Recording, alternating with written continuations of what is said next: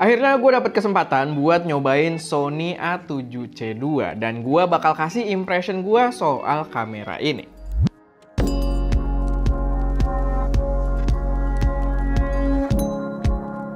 Halo semuanya, selamat datang di channel SM Media dengan gue Erwin. Dan pada video kali ini gue pengen bahas Sony A7C II karena sekarang gue lagi dapet kesempatan buat minjem dari bursa kamera profesional. Kalau kalian tertarik buat beli, kalian bisa cek link pembeliannya ada di deskripsi buat beli dari BKP.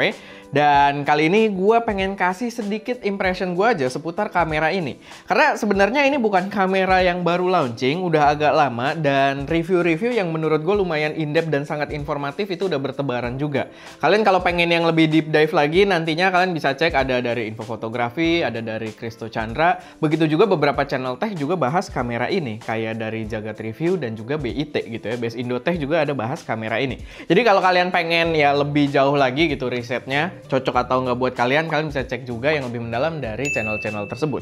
Nah, di video kali ini, gue pengen bahas lebih ke sedikit kesimpulan perspektif gue aja tentang kamera ini yang menurut gue ini adalah kamera yang racun banget. Tapi sebelum masuk ke videonya, gue pengen ngingetin dulu kalau kita masih ada kesempatan buat kalian yang pengen ikutan lomba foto Ramadan kita, yang hadiah utamanya adalah Sony ZV-E10. Buat yang pengen tahu cara ikutannya, kalian bisa cek video announcement kita, dan lombanya sendiri pastinya powered by preset creature kita yang merupakan preset Lightroom paling canggih di Indonesia saat ini. Karena udah powered by AI yang bisa auto select subject dan mengatur warna berdasarkan selection tersebut. Dan kalau kalian udah punya presetnya, kalian free buat ikutan lombanya lagi dan lagi, karena lombanya kita udah beberapa kali rutin dan direncanakan rutin terus sampai berkelanjutan gitu ya. Tapi buat kalian yang belum punya, kalian bisa beli pakai kode voucher lomba foto buat dapat diskon Rp300.000. Balik lagi ke kameranya sendiri. In a simple way, gue akan menjelaskan kalau A7C Mark II ini identik dengan Sony A7 IV dalam form factor yang dibuat lebih kecil dan lebih compact gitu ya, lebih ringkas, tapi dengan software yang bahkan sebenarnya lebih modern. Agak lucu sebenarnya karena kalau kita lihat kisaran A7C Mark II ini dijual dengan harga yang lebih murah dibandingkan A7 IV.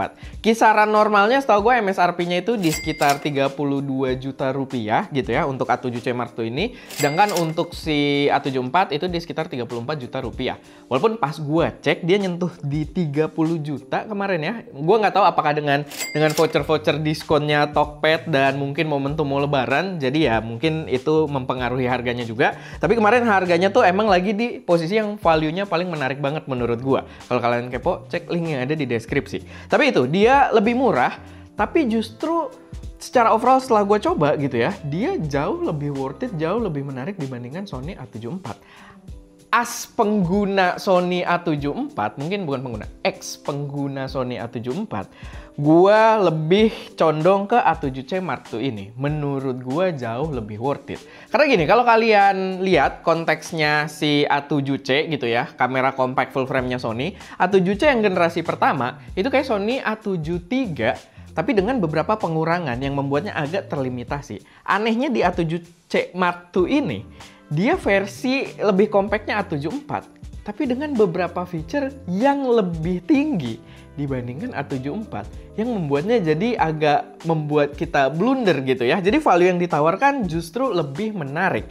Kayak dari segi kontrolnya sendiri di sini nggak dikompromi gitu, nggak dikurang-kurangin. Kayak kalau kita di A7C yang pertama itu kontrolnya agak berkurang dan itu lumayan signifikan rasanya karena kita nggak punya dial di sisi depan gitu ya. Jadi kita harus assign ke beberapa tombol atau dial berbeda gitu ya. Sedangkan di sini kita semuanya komplit, dialnya komplit, belakang ada, depan ada, lalu di bagian D-pad-nya juga kalau Sony kan itu emang sebagai dial juga, itu juga ada gitu. Jadi secara kontrol itu lebih komplit. Plus dari segi interface atau user experience dari layarnya itu jauh lebih baik dibandingkan A7 IV gitu. Karena di sini udah bawa yang bener-bener paling baru, yang bener-bener UI-nya itu punya floating menu juga, floating control di depannya. Kalau misalkan kita belum masuk menu atau apa, kita bisa atur di situ. Kalaupun kita masuk menu, dia punya fitur main menu gitu, yang itu tidak ada di Sony A7 IV gua waktu itu. Sekarang barangnya udah nggak ada juga gitu ya, jadi gua nggak bisa tunjukin ke kalian. Tapi ini bener-bener jadi lebih canggih dibandingkan A74. Paling perbedaannya yang cukup signifikan dari impresi pertama gua pas nyobain kamera ini adalah viewfindernya yang memang signifikan lebih kecil dibandingkan A74. Karena A74 kan memang lebih ke profesional gitu ya si viewfindernya. Sedangkan di sini kayak sekedar ada. Tapi menurut gua itu harga yang fair untuk dibayarkan kalau kita pengen kamera yang ukurannya lebih compact. Dan di sini bagusnya dia tidak menghilangkan secara keseluruhan juga, nggak kayak jajaran si ZV-E1-nya ya. Di sini dia tetap ada. Jadi kalau kita kepepet butuh viewfinder, itu tetap ada, yang menurut gua jadi opsi yang lumayan ya wins for everyone gitu, buat yang butuh, buat yang nggak terlalu butuh gitu, dia tetap yang penting ada aja gitu. Dan kalau dari segi gambar sendiri bener-bener identik banget dengan Sony A74 karena dari segi spesifikasi sama, sensornya sama, prosesornya sama, cuma memang keterbatasan di UI-nya aja gitu yang dibedakan. Sama di sini sih ada tambahannya, dia udah ada AI processing gitu, jadi ada chip tambahan yang membuatnya jadi lebih canggih juga gitu. Dan menurut gue ya itu tadi, menurut gue itu jadi satu feature yang membuatnya jauh lebih menarik, padahal di harga yang lebih murah. Kualitas gambar cakep, fotonya bagus, videonya bagus juga, spesifikasi sama, dan menurut gua ya worth it kalau kalian pengen menghasilkan gambar kayak A74 di harga yang lebih murah gitu. Jadi kualitas gambar sama banget. Cuman perbedaan yang mungkin jadi drawback utamanya menurut gua memang kalau kita di fotografi dia itu nggak ada fully mechanical shutter, mungkin dengan beberapa drawback di situ.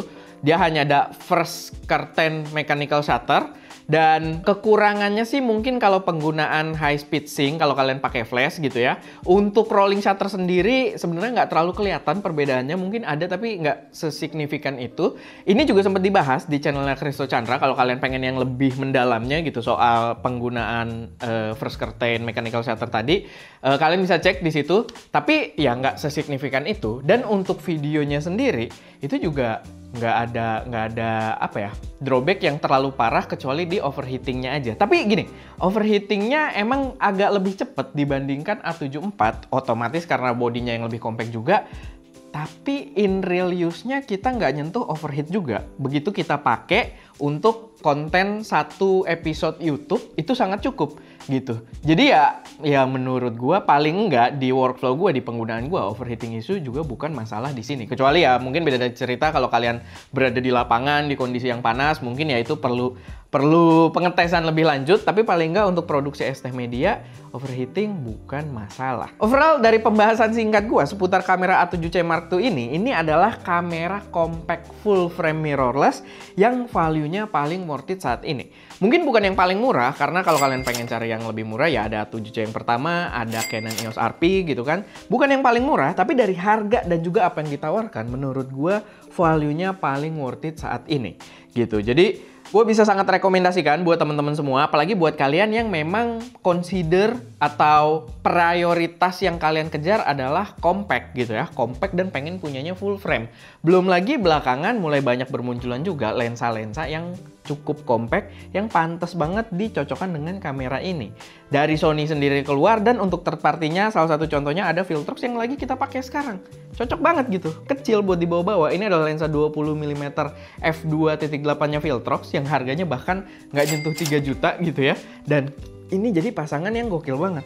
Belum lagi bakal keluar juga dari Viltrox-nya sendiri, itu udah ada yang mereka announce, itu adalah 40mm f2.5 dengan bentuk yang sama kayak gini gitu, dan di harga yang cukup affordable juga. Jadi opsi kalian kalau kalian memang pengennya punya kamera full frame yang mungkin kalian feel full frame-nya pengen dapetin banget, tapi kalian pengen yang compact, harganya affordable, bisa menghasilkan spek foto dan video yang tinggi, ya menurut gue ini value-nya menarik banget gitu. Belum lagi nanti disupport juga dengan lensa-lensa yang harganya budget. Oke, paling itu aja sih sedikit pembahasan dari gua. Overall, kamera yang worth it buat dipertimbangkan. Kalau kalian kepo, cek aja linknya ada di deskripsi. Dan seperti biasa kalau ada koreksi, saran, atau pertanyaan, silahkan taruh aja semuanya di kolom komentar. Oke, itu aja. Semoga bermanfaat, semoga bisa jadi referensi. Gue Erwin, di belakang kamera ada Ska, dan jangan lupa untuk berkarya.